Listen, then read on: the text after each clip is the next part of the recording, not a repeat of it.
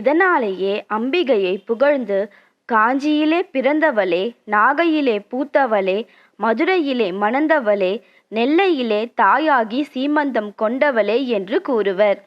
அம்பிகை உதித்ததும் ஆடிப்பூர நாள்தான். அம்பிகை ருதுவானதும் ஆடிப்பூர நன்னாளில்தான். மற்றும் அம்பிகைக்கு சீமந்தம் நடைபெற்றதும் இதே ஆடிப்பூர நன்னாள்தான் என்று சொல்லப்படுகின்றது. சில இடங்களில் ஆடிப்பூரத்தன்று முளைப்பாலிகை திருவிழாவாகவும் கொண்டாடப்படுகிறது.